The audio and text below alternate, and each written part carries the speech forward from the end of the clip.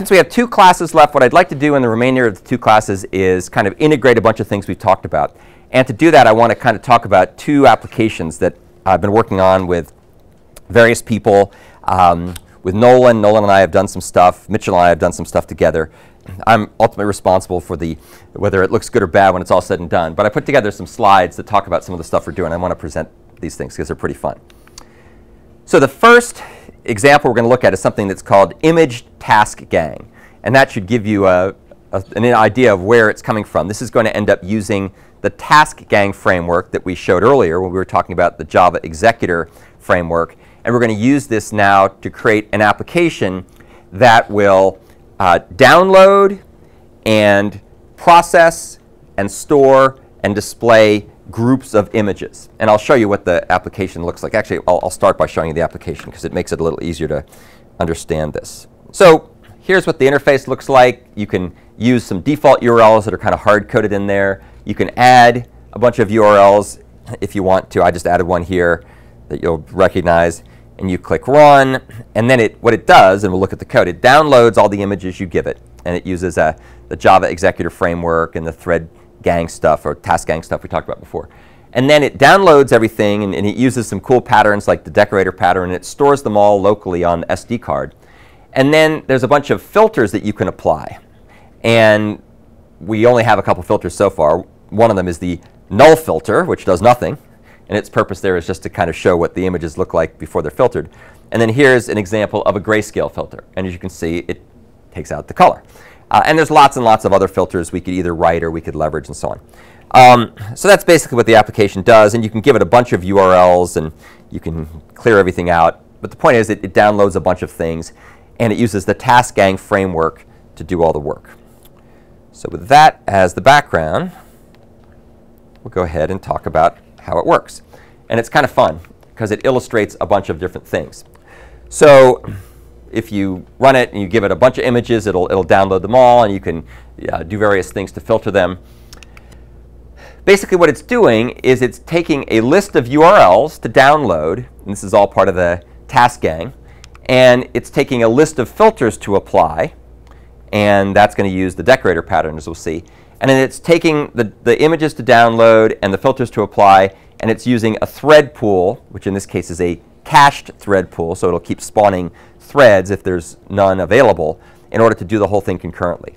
So if you gave it a big honking list of images and a whole bunch of filters, then you would have lots of concurrency because it would do everything concurrently. It would download the images concurrently, it would run the filters concurrently, it would store the output concurrently, and so on and so forth. The actual models of different things, it uses variable size thread pools via the cached thread pool model that Java supports. It supports task per URL to download and task per image filter to apply, so lots of tasks. And the result processing works by using the asynchronous future model that we've talked about before, where while all these things are out downloading stuff, after you've kicked all the work off, then a thread, in this case it's sort of like the helper thread, runs in the background and then reaps the results as they're completed by pulling the futures out of the completion queue of the Java completion executor completion service. You'll recognize this when we go through it. So that's kind of how the various pieces work. Naturally, there are patterns galore in here. Whoops. The patterns, I don't know what happened to that. That's weird. The patterns that are most essential to the design of this thing are proactor and future, and we'll see what those are. And then there's also some other patterns that are essential: decorator, factory method, template method. Those are all the key patterns. And then there's some other minor patterns that are used. So here's basically how it looks, and I'll give you a quick overview of the design, and then we'll go and look at the code, which is kind of fun. So here are the main classes. As almost is always the case these days when we do this kind of stuff, we sort of split the code into the platform independent portion, which is the concurrency engine. That's the part that's the TaskGang part. And we'll look at those classes. And then there's also a bunch of stuff that's more the platform dependent part. So things that deal with Android versus a command line version. And if you look at the code, it's all kind of interspersed, but the design is meant to be done in a way that makes it easy to add and make changes. So here are all the classes. And TaskGang, we've seen TaskGang before. TaskGang basically implements the template method pattern and defines a bunch of hook methods that you override in order to get things to run in pools of threads. Image TaskGang basically customizes the TaskGang and defines how to run this using the Java executor completion service, which is pretty cool. There's something called an image entity, which inherits from an input entity. And this is the thing that represents a raw chunk of bytes that is downloaded from some URL and then is later converted into an image by the image processing part of the program. We'll see how that works. And then there's a hierarchy here, which is the filter hierarchy. And the filter hierarchy, if you look really carefully, you can see that what you do is you give the filter method an input entity, which is actually an image entity in this case, but you give it an input entity, and it goes ahead and it does filtering operations on that entity, which basically can do whatever you want. You can do null filters, which are sort of a no-op. You can use grayscale filters. Grayscale filters remove the color. Those are two examples. You could have many more, of course, just by inheriting from this. And then we also use something called a filter decorator. And the filter decorator is, as you might guess, the decorator pattern. And that's used to allow transparent augmentation of processing functionality on top of other filters. And the way this is going to work is we're going to give it a list of filters that actually do image processing. And then we're going to create something called an output filter decorator. And the output filter decorator will call up transparently to all the other filters that are part of this filter chain. And when it's all done, it'll take the results and write it to a file. So that's what the output filter decorator is. And the cool part when you look at the code is it's all transparent to the bulk of the processing and how it works. Here then are some other classes. These are the kind of the platform dependent portions. We've got a bunch of strategies and strategy factories for factoring out code so that all this stuff over here is platform independent. But over here we have a bunch of code which is customized to specific platforms, but that doesn't break the bulk of the code. So it's about separating concerns so you have common interfaces that are portable, but implementations are platform specific. And there's an options singleton like we always use that gives us certain things that we need. And then we have a set of classes that are used for Android, where the goal is to display them and output them. We have this thing called results activity, which actually displays everything. And then we have a console version of this. And the console version doesn't really do any cool graphics. All it does is you give it a list of URLs to download, and it downloads them and it sticks them someplace so you could go and use another viewing application to examine them, like the gallery or whatever. All right, so that's the basic design. These classes here are not as central to the Java threading mechanisms we've been covering, but of course you got to do something with the results, and that's what this is doing. Now let's take a look at dynamics. I had lots of fun putting this set of slides together. Yeah? In the previous slide, you had that strategy factory. Yes. So we'll look at that. We'll look at that code. The strategy factory basically figures out what platform it's on, whether it's on Android or vanilla Java. And depending on whether it's on Android or vanilla Java, it creates a hash map that has command objects in the hash map. And when somebody says make platform strategy based on which platform it's actually running on, it'll create either a platform strategy console instance or a platform strategy Android instance. And then all the rest of the code uses these strategies, which are implemented as singletons, by the way. They're accessed by singletons to do all the things that vary based on the platform you're running on. So that's using the strategy pattern and the factory method pattern. So here's a fun diagram that kind of shows how all the pieces work, and I had a lot of fun making it look colorful. So basically, you have your enclosing application, which is the driver, and you have your image TaskGang object. And basically, we're going to show the steps that the image TaskGang application uses to download, process, store, and display images from web servers. So when this whole thing starts off, you give it some stuff in its constructor, and then you call the run method. And the run method is going to go ahead and get a list of URLs to download, and it's going to download them via runnables it creates. And the way it's going to do that is it's going to get a list of URLs. We'll show that when we look at the code. It's basically using a factory method and an iterator to do this. And for each URL, a runnable is created and executed. And the execute method turns around and sticks the task, which is created here that holds the runnable, into a work queue, which is internal to the executor completion service. And then one of the threads inside the worker threads pool, which is a cache thread pool, takes the request off, calls its run method. And of course, what its run method does is it calls process input in the image TaskGang. And that's going to go ahead and download each image and apply a list of filters to it. And all that will take place concurrently. So we've got a list of filters to apply. And for each of these filters, we're going to create a callable. And we're going to submit the callable to the executor completion service. And that will turn around and call offer to put the thing in the work queue. That will then be taken out of the work queue. And now this time, since it's a callable and not a runnable, the call method will be called. And what call will do, of course, is it'll go ahead and do the image processing. And we'll look at all that code in a minute. And when it's done, it goes ahead and adds the results to the completion queue as a future, saying, now I'm finished. Anybody who wants to find out what happened can come and take something from this queue, which it will. And the run method basically triggers the code that does that. And then when it's all done, all the images will now be sitting in a directory on your SD card. And so the last thing that happens is the main thread of control will trigger an activity, if you're on Android, to go ahead and display the images. And we already saw what that does. It puts up all the list of images. OK, so that's basically it. I showed you what it looked like to run it. Those are the three things that happen. Now let's talk a little bit about the patterns that are used here, and then we'll look at the source code for each of the files. So as always, we use a bunch of patterns. The patterns we use here come from the Gang of 4 book, so decorator, template method, and factory method, as well as other ones like iterator and command and stuff like that get used. The proactor and future patterns, well, actually, proactor is defined in the POSA 2 book, and the future pattern is described here in the POSA 4 book. POSA 4 book?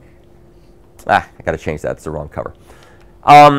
And as usual, these are the things that they do to improve things. Now, at the heart of all this stuff is something called the image TaskGang, and we're going to look at this code in just a second. And when you look at this code, you can see it does a bunch of things. It's got a list of filters to process, which is passed to it via its constructor. It has an iterator for all the URLs to download. It has an executor completion service, which is used to access the pool of threads. It has a completion hook, which is a really cool way of alerting anybody who uses this framework that all the images have been downloaded.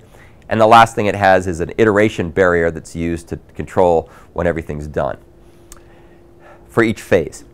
So this thing ends up then using the executor completion service, and you hopefully remember what that is. The executor completion service takes an executor to get a pool of threads, and it has a blocking queue, and it goes ahead and either runs or calls the threads that are the callables or runnables that are stuck into the executor framework. And when those things are done, they're enqueued at the end. They're added at the end of the blocking queue, the completion queue. This implements something called the proactor pattern, which you can read about here at Wikipedia. A proactor pattern is a POSA 2 pattern, and basically what it does is it decouples the invocation of asynchronous operations from the completion of the operations. So requests and completion of those requests are decoupled, so you can have one or more threads processing the requests asynchronously with respect to one or more threads that are getting the results of the requests and doing something with them. So in our particular case, we're going to have a pool of threads out downloading and image processing and storing the images accessed via their URLs. And then we'll have another thread of control that's basically figuring out what the heck happened as those concurrent operations complete. So that's basically the proactor pattern. And then we also use the future pattern, which is described here. And that basically allows you to decouple the running of something from waiting for the results to be finished.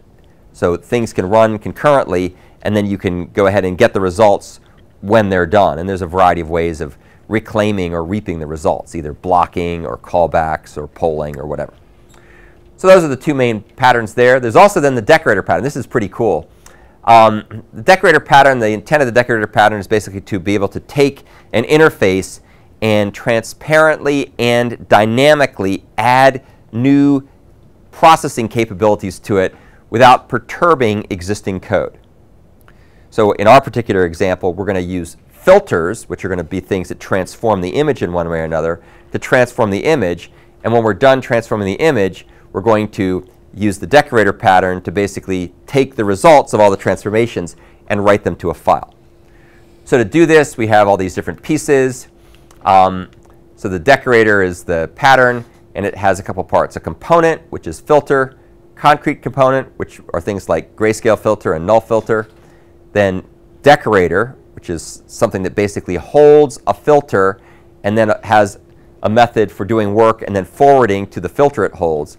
And then a concrete decorator, which basically is an actual instance of this thing, which in our case is going to be used to get all the other filters run, followed by writing to a file. That's the very last thing it does. And it's really cool. It's very transparent how the whole thing works. And then we got a couple other gang of 4 patterns. So factory method pattern, of course, is used to make the various images in order to process them. And template method is used, of course, by the TaskGang framework to define a whole bunch of hook methods that get called back at various points that you can override to customize various dimensions of processing groups of things, groups of tasks. All right, so let's go ahead and talk about the code. So you can go and actually you go to the main website for CS282 class and get the code. I'm going to put it here on another site as well. Here's the main class. So image TaskGang, that's the main guy that does most of the work. As you can see, we're going to use this to download images, apply image processing filters, and store the results. So that's the main thing it's going to do. And it's going to play the role of the concrete class in the template method. So you can see it overrides things like initiate TaskGang, which it inherits from the TaskGang class. It overrides get next input to get the input, overrides some other methods, process input, and so on. And it also plays the role of the proactor, a proactive initiator and completion handler in the proactor pattern. So we'll see how all that works. All right. So let's go ahead and look at the code for this guy.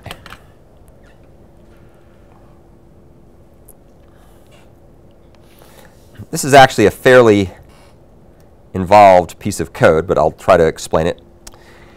So there's image TaskGang. Image TaskGang is a TaskGang. So if you had already known what a TaskGang was, since we covered it several times, you know what its basic purpose is. It basically is trying to run these things concurrently in a structured way. And then we define a bunch of data members. So we've got a list of filters, which are going to be the things to apply to the images. And we've got a list of URLs we want to have downloaded. So those are and that's implemented as an iterator. Those are things that are going to be passed to the constructor for us to work on. Here's the completion service, which is parameterized by input entity. That's going to be the thing that we're going to submit. Or sorry, when you submit something, you're going to get back an input entity as a result of doing that. We'll have futures to this used internally. Something interesting called the completion hook. Whenever you build a framework that you want to call from multiple contexts, you often have the issue of how does the context that used the framework know when the framework is done with whatever it's doing. So in our case, we want to have this concurrent engine for downloading, processing, and storing images. But we want to be able to use it both in a console application and various GUI applications. And we don't want those things tightly coupled. We want to make them loosely coupled. So a completion hook is a really clever callback-like model where you pass the completion hook in, and the framework treats the completion hook totally as a black box. And when it's all done with its processing, it invokes the run hook method on the completion hook, and that cleans everything up. And we'll see how that works in a couple different ways. Can anyone think of other examples of something along the lines of a completion hook from other concurrency or synchronization mechanisms we talked about so far? So barrier action is a good example with the cyclic barrier. If you remember cyclic barriers, you can give it an optional barrier action, which is just a runnable, whose run hook method gets called back after all threads that are part of the parties using the cyclic barrier have all successfully completed their await operation. So once the last thread in the group of threads, the parties, has called await, then the barrier action's runnable method, if it's provided, is called, and that gives you a chance to do some initialization and other stuff before you start the next round, or even if you decide not to start the next round. And then the last thing we have here is a countdown latch, which we use as an iteration barrier. And basically, we use this. It's basically an exit barrier. So I will call this the. Well, it's really. I'm going to call it an iteration barrier. So every time you run a bunch of tasks, whenever they're all done downloading that chunk of URLs you asked them to download and process, then it loops back around and does the next chunk. OK, so here's the constructor. You give it an array of filters. You give it an iterator of URLs, of lists of URLs, and a completion hook. And it goes ahead and stashes these things away. This should look pretty familiar to you by now if you've been looking at the other code. We make ourselves a cached thread pool as the executor. We make an executor completion service instance. So this will be the guy that runs the proactor pattern using the thread pool, which really uses the pooling pattern. And then we set the completion hook. So just basically setting up data members. Then we have a bunch of different methods here. So let's see if we can figure out the right order these things should get called in. So this is probably a good place to start. So if you recall, if you look at TaskGang, the run method is really the entry point. And the run method gets the next chunk of input, initiates the TaskGang, and then waits for everything to finish. So that's basically what run does. So if you take a look up here, get next input, checks to see if there's anything in the iterator. And if there is, we increment the cycle count. And then we get the next list of URLs, in this case, which we were passed as input. And we'll see later the input could come from different places. You could get it from a file. You could get it from a default set of things hard-coded into the program. You could get it from a dialog with the user where they entered things in via menu options and so on. If there's no more input, we just return null. After you got the first chunk of input to process, then initiate TaskGang is called. And that goes ahead and makes a new iteration barrier, creating a countdown latch with the size of the input. Now keep in mind, the input here are URLs you want to download. So you give a dozen URLs to download or whatever. And so now we're going to have a dozen tasks, which will run in a dozen threads, and because they'll be spawned automatically by the cached thread pool.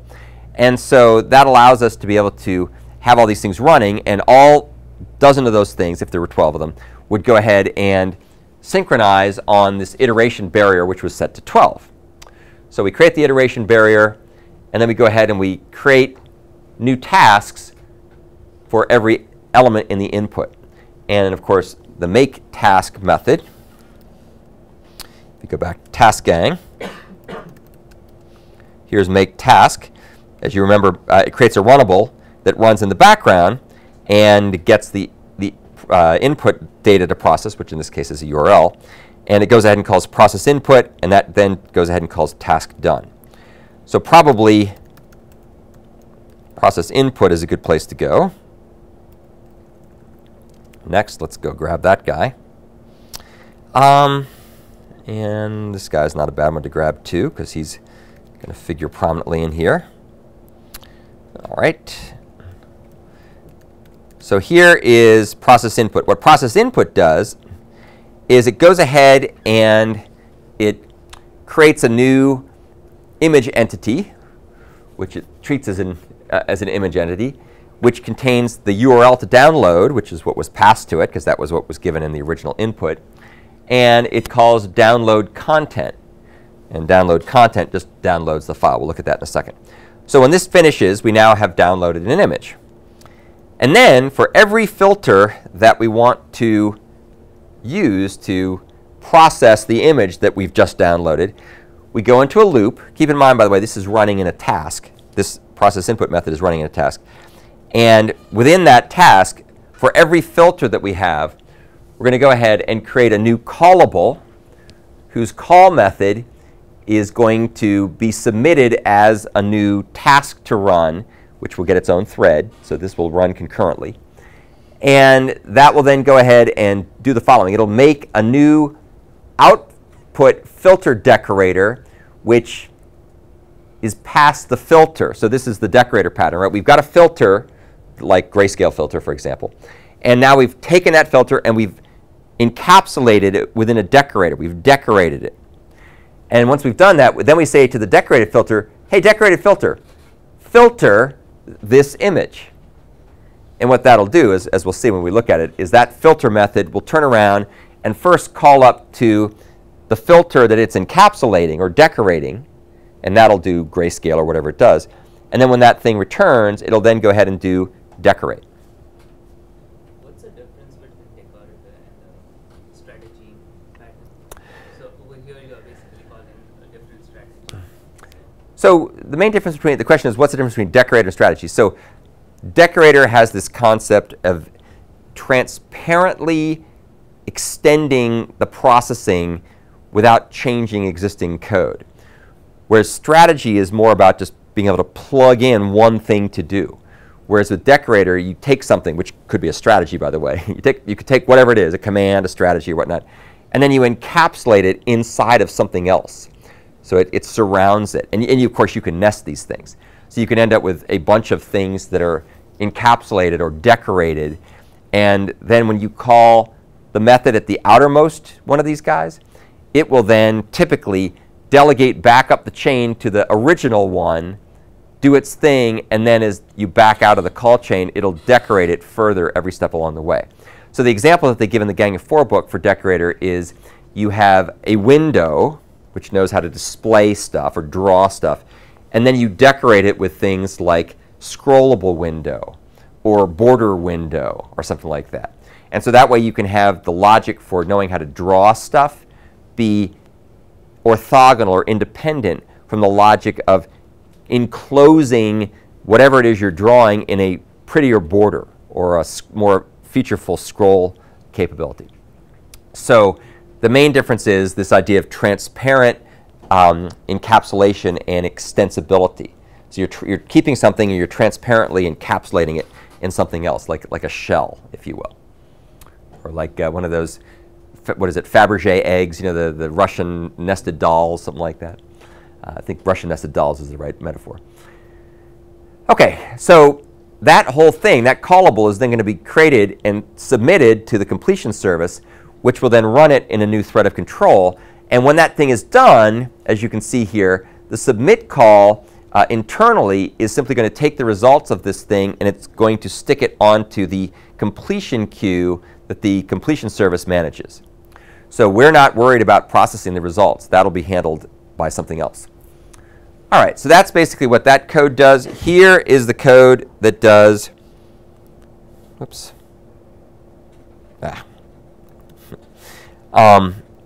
Here's the code that actually downloads the URL. As you can see, all this thing does is it goes ahead and opens a new output stream, then reads, it goes ahead and opens the URL that we're passed and downloads the contents into the input stream. And we're going to copy from the input stream and write to the output stream. And when we're all done, we're going to return the results as a byte array. So we're basically reading everything into a big buffer of data, which is what we're going to get back. And then that thing is going to be used henceforth for various kinds of processing. Now, once we've finished with processing the input, we then task done is called on our behalf by the runnable created by make task. And as you can see, all this does is it decrements the counter, the barrier, by 1. And when the counter has dropped to 0, then the thing can proceed to the next phase. Now, there's a couple other things that we need to look at. Let's take a look at await tasks done. So await tasks done is really the guy that kind of waits for everything else to finish. And it actually is pretty complicated here. It's kind of interesting. So check this out. So if you go over here at the TaskGang and you look at the run method, you'll see that it gets the first round of input, starts a TaskGang to process it concurrently, and then calls await tasks done for everything to finish. So await tasks done is going to go ahead and do the following. It's going to go into a loop for each set of input we want to download, each separate list of URLs we want to download.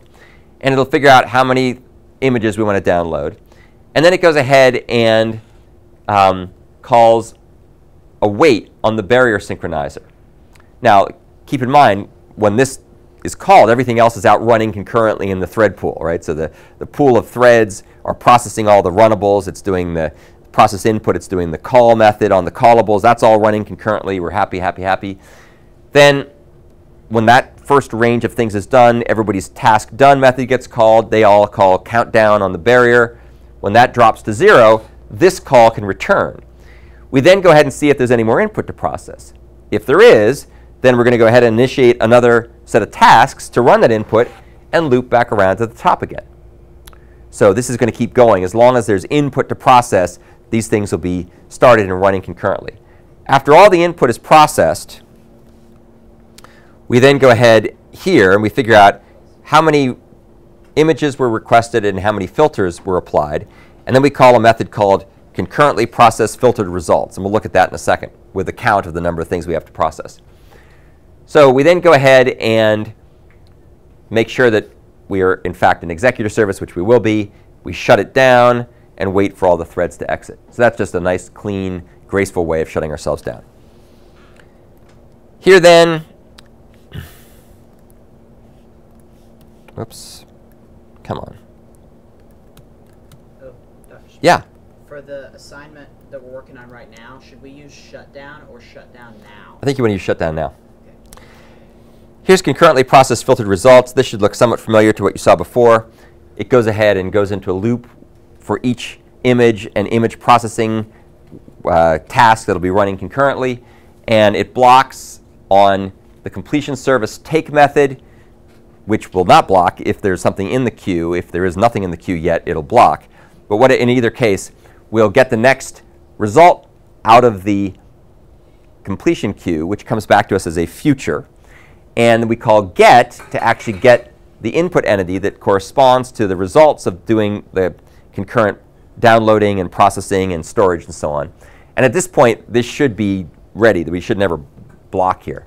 And then we go ahead and we take this thing and we see if it succeeded or failed, and we'll then do the right thing. In this case, we're just logging the output because we don't need to do anything else in this case. So this is just sitting in its own thread, pulling off results and seeing what succeeded and failed. So that basically is image TaskGang. So image TaskGang, as you can see, basically allows us to have a pool of tasks that go out and concurrently download images and then apply image processing to each image. And as all those things complete, they're stuck into a queue, and then we have a thread that sits there and waits for the things to be done. And then it does one more thing. When it's all done, it calls the completion hook run method. And that's an indication to the caller of this framework that all the work is finished. And so it can go on and do something else. Any questions about that? So that's the brains of this whole thing. That's where most of the stuff goes. Let's now sneak back over here. There's a couple other parts I want to show you because they show a couple of cool patterns. So there's these things called the input entity and image entity classes. And they basically are the products created by factory methods. And they define the logic for taking raw chunks of bytes, which were downloaded. That's what the download content method does. It takes the raw chunk of bytes, and it goes ahead and makes an image. It makes them into an image. So basically, factory methods are used to turn these things into something useful. OK, so let's take a quick look at that. There's not a whole lot here. The only thing that's interesting here was a clever technique we used to try to make this program more platform independent. So here's what an image is. An image is just an interface that does absolutely nothing, just exists. And then we have two kinds of images. We have a bitmap image, which works with Android, and we have a buffered image, which is intended to work for Java environments. And this should actually be the Java buffered image class. And I won't go into all the gory details of why some of these things are crazy, but for some reason Android has their own specific image thing that is not the same as Java's image thing, and they don't really play together very well. So we had to come up with some clever way of decoupling this stuff. So here's an input entity. An input entity basically keeps track of the URL that we're going to be using to download stuff, and then the name of the filter, which is based on the name of the image. And then we keep track of whether we succeeded or failed or not. And the main method here that's important is an abstract method called decode bytes to result. which is actually should probably be called something like decode bytes to image or something like that, or make image. And if you look at image entity, you'll see that that's exactly what it does. So there's a method here called setImage, and decode bytes to result calls setImage. And setImage simply turns around and says, hey, platform strategy, you know the specific details of images on Android versus Java versus some other platform. So you go ahead and make an image from these raw pile of bytes. And we'll look at the platform strategy stuff later. It's a time-honored way of factoring platform-specific classes in a different place so that they are not going to interfere with the platform-independent logic. So those are the image entities, and I'm not going to go into a lot of details on that, other than just to point a few things out that we'll talk about later. The real nuts and bolts of this stuff appear in these platform strategy classes. All right, so that's where the input comes in. And then the last chunk of this stuff is the decorator pattern. This is pretty cool. This is one of those examples where if somebody just handed you the source code I'm about to show you and didn't explain that they related to a pattern, you might be at a bit of a loss to understand what the pieces are and why they're put together in this particular way. And if you recall from CS251, that often happened, right? If somebody handed you a visitor solution, or they handed you an abstract factory solution, you'd be, or this, even worse, the state pattern, right? Your minds would just melt because it's like so many classes, I can't keep track of it all. But when somebody gives you the pattern, then when you look at the classes, you go, oh, I see, that's the component. That's the concrete component. That's the decorator. That's the concrete decorator. So it gives you sort of a roadmap for navigating what would otherwise be a somewhat incomprehensible melange of classes. And that's exactly what we're going to do here. So this thing allows us the means to apply a series of filters to process each downloaded image and store it, which is one of the filters. I should say process and store. And I'll come back and fix that later. That's the basic idea. And this is the decorator pattern. There's something called the component in the decorator pattern, which, as we'll see here, really plays the role of defining the filter method. And we'll see that we actually use the template method pattern here as well, but I'm not going to go into that at this point. That's an implementation detail more than anything else. And so a concrete component inherits from filter and actually does filtering. So this would be grayscale filter or null filter or whatever. That part's pretty straightforward. The next part's less straightforward. We then have this thing called a decorator. So a filter decorator basically takes a filter as a parameter. So it takes one of these things as its input parameter, and it defines a method called decorate. And what we're going to see here then is that the decorator is going to have a concrete decorator, which inherits from decorator. And interestingly enough, filter decorator both inherits from decorator and it contains an instance of a filter. Sorry, filter decorator inherits from filter, and it also contains an instance of a filter, which seems like a very curious thing. But that's the decorator pattern. The decorator pattern is all about inheriting an interface and then making an instance of the thing that's also of that same interface. And then its methods will basically delegate to the thing that you're holding. And when that thing is done, we then do some decoration around it. So think about adding a border to a window or adding a scroll bar to a window. Those are the things that encapsulate the drawing capability that's part of the window. All right, so let's go ahead and look at that code. So here's filter. Filter is an abstract class, so we're going to have to subclass it to do anything useful to it. It defines a bunch of helpful methods for getting names from things and so on. These are going to be used ultimately as the file names for this stuff. And the main two methods it defines that are important are filter, which is a template method, and apply filter, which is the hook method. So you can see filter takes an input entity, and it goes ahead and applies the filter, which is an abstract call, so it has to be defined by a subclass. And it then sets the name of the filter to be the name of the image. And then it goes ahead and returns the filtered result. So that's what comes back here. So obviously, this is a method that's a template method. That's what gets called. That's the public method. And then the protected method is the one that actually does the filtering. So if we come over here and we look at, say, null filter, which is a real simple filter, null filter basically just creates a new image entity from the URL and the image data that was passed to it as a parameter. So it's basically a no-op. Much more interesting is grayscale filter. So grayscale filter actually does something. And what it does is you give it the image you want, or the input entity you want filtered, which is an image in this case. And we say, platform strategy, please go ahead and apply the grayscale filter to this input entity. And this is getting a little bit ahead of ourselves here, but if you were to go over here and look in platform strategy, you would see that there's a grayscale filter, which is an abstract method. And then we have, say, the Android grayscale filter.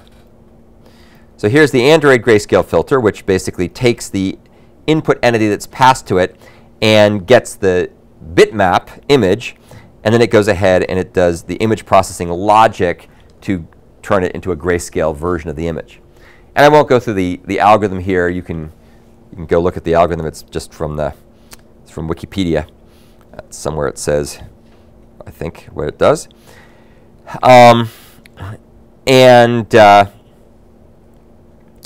Let's see. There we go.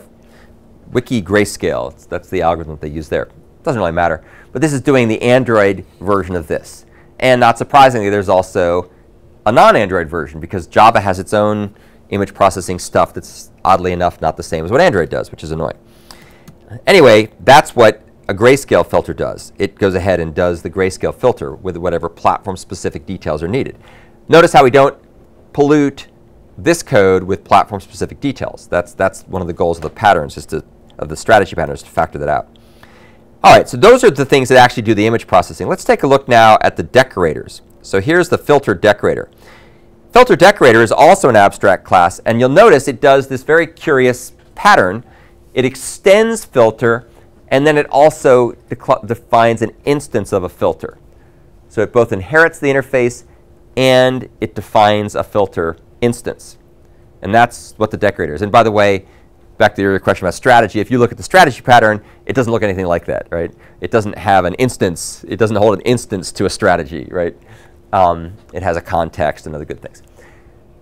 The constructor takes the filter that we want to decorate, and it sticks it here in the data member. And then down here, we have the apply filter. This is actually not a template method. This is actually the hook method. So the hook method, which is, of course, is what gets called when filter is called on this thing. When the filter method is called on this, the public method filter is called on this, apply filter gets called. And apply filter calls mFilter, which is the data member filter on the input entity. And when that's done, then the decorate method gets called. And the decorate method, as you can see, is an abstract method. So go look at output filter decorator. An output filter decorator is a filter decorator.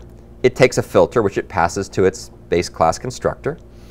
And its decorator method takes the filtered image, the one that was just filtered by the filter that was applied to it, and it goes ahead and essentially creates a file that corresponds to this image.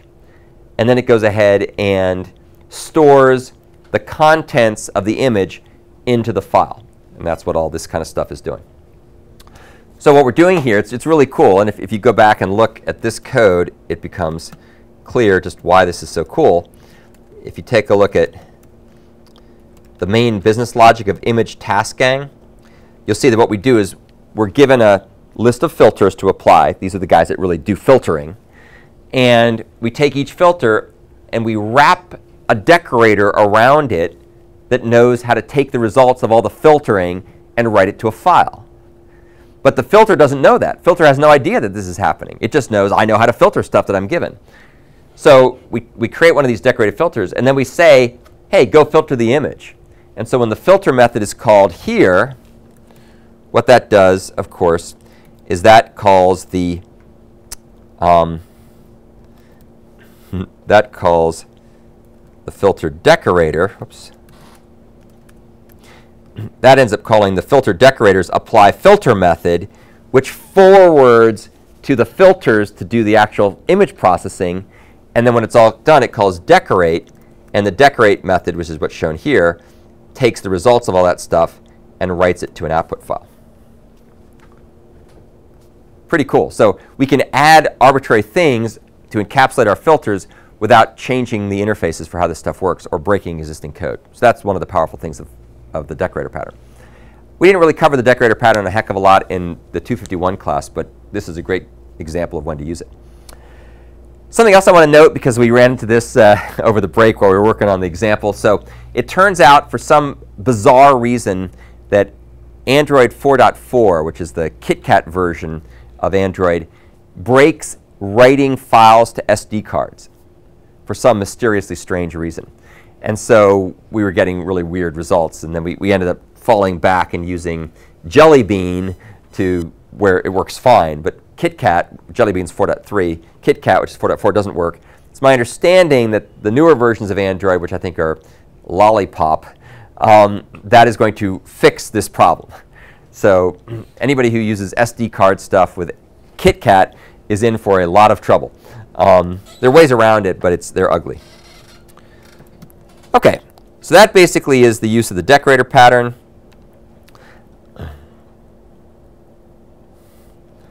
The last set of classes we'll look at, now we're out of the generic platform-independent processing engine into the more specific code for given platforms. Although, once again, we shield most of the application from these platform-specific details, which is just good object-oriented design. So these are the classes that really handle the strategy portions. You can see that there's a factory that makes this stuff. There's a strategy class that defines all the interfaces we need for various things, like getting URLs to download, creating, processing, and storing these URLs, the contents of the URLs, and so on and so forth. So these are some of the different classes we're going to use there. And of course, this all uses the strategy pattern stuff and factory methods. So here's platform strategy. Oh, let's take a look at platform strategy factory. That's a fun one.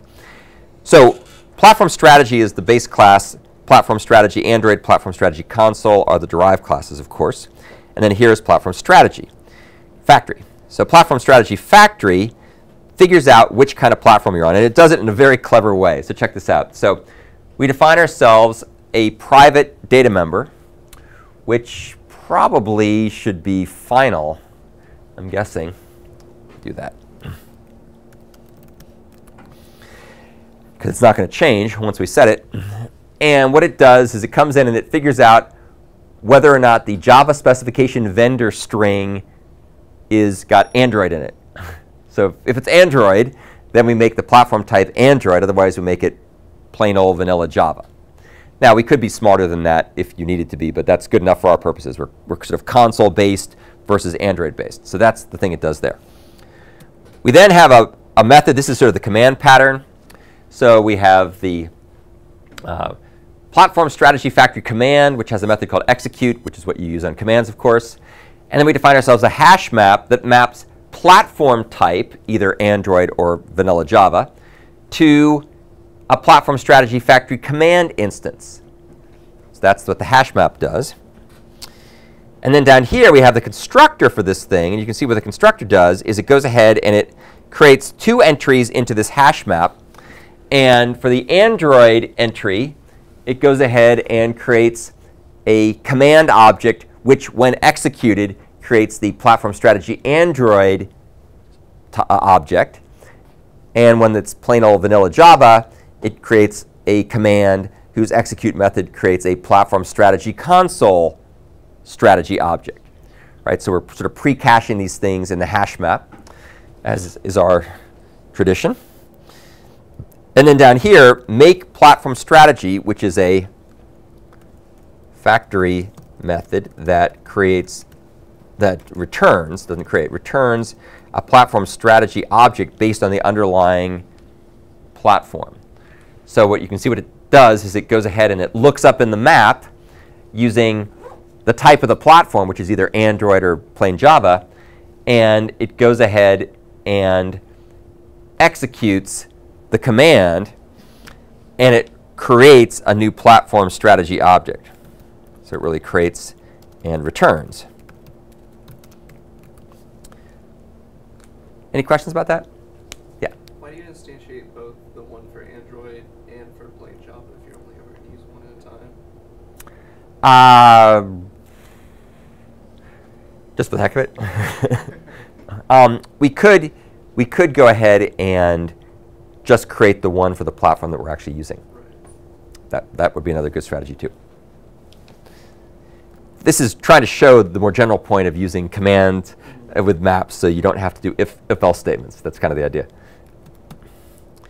All right, so here then is platform strategy. This has got all the generic interfaces. This has got the interface for all the things that may change. So we have a list of URLs that we're going to use by default. We get our input source from different places. We have directory paths, factory for making images, filters, storing images, and so on and so forth. This interface is of course, platform independent. And then we have the implementation for the console and for Android. So here's the Android version, which basically does a bunch of clever things to process the data. We make a bitmap image for the image as opposed to a buffered image. Here's the grayscale filter for Android using bitmaps. Here's how you store things on Android as a file. And you can use the error logging mechanisms for stuff. OK, the last thing I'll show you real quick is the main program. So here's the console version. This is kind of fun. So the console version and the Android version, of course, are very different because they do different things. But at the core, they have the same basic strategy. So the main method for the console version comes in, makes the appropriate platform strategy, like we just saw, parses any command line arguments, prints out some debugging information if we're debugging. Then it goes ahead and creates a new countdown latch with a value of 1, creates a completion hook that'll decrement that countdown latch by 1 so it can continue. And then it goes ahead and it creates an iterator that it's going to use for iterating over the input. These are the URLs. And then we make a new TaskGang with the filters to run and the URLs to iterate over and the completion hook.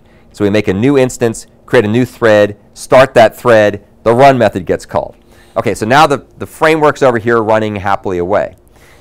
Now, because we use the completion hook that uses a countdown latch, we then go ahead and wait here for the framework to finish processing. And when it's done, you can see it'll count down the barrier by 1. That'll cause this call to return, and then we'll exit. So that's what the console version looks like. And you'll notice that the image TaskGang doesn't know anything about the fact it's running in a console version. It just knows it's got work to do. The main activity, not surprisingly, is a bit different. But it has many of the same things. It has a list of filters and so on. The main thing that it does differently is when it's all done processing the input, it's going to go ahead and start a new activity in order to be able to display the results. So display results, which I'm going to change to display results, display images, various reasons. So what happens here when you click the different buttons, for example, if you do the So when the onCreate method for Android's activity is called, it goes ahead and does typical Android things. But then it goes ahead and creates the right platform strategy and creates the option singleton. When you click the Add URLs button, it goes ahead and gets the URLs from the user, which were given in terms of the dialog box. So that's one thing you can do. Or you can go ahead and just use the default URLs. In either case, when you get everything to run, you're going to go ahead and make a new image TaskGang.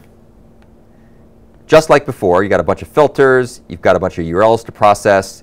You have the place to get the input from. And then you have this thing called display images runnable. That's the thing that's going to be called here to display when we're all done. Processing takes place when the TaskGang is finished with all of its downloading and processing and storing of the images. The completion hook method gets called. And as we saw up here, what that method does, it calls run. And that simply says, make a new runnable, run the new runnable on the UI thread, And what this thing does is it calls the display images method. And display images simply sits here, makes a new intent to run the results activity class and starts that activity. And we won't go through this in detail, but if you were to look at results activity, this basically goes ahead and opens up the files that were downloaded and then displays them. So you can go ahead and look at what they look like. OK, so that was basically the image TaskGang. I'll clean up this code a little bit, put it out on the website for the class. You're welcome to take a look at it. It's very cool, and it illustrates a lot of the things we've talked about. What we'll do next time is we will go and look at a new version of the Palantir Manager application that we did before one of your assignments. I think it was assignment 2B. I've redone it to use a bunch of cool new things, so we'll take a look at that as well.